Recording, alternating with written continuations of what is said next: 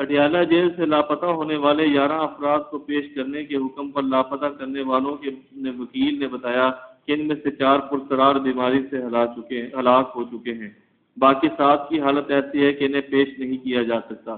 یہ وکیل وہی حضرت ہیں جو پہلے لاپتہ افراد کی رہائی کے لیے سرگرم تھے، پھر کسی آسمانی بجلی کی برق پاشی کے نتیجے میں افراد کو لاپتہ کرنے کے حامی ہو گئے۔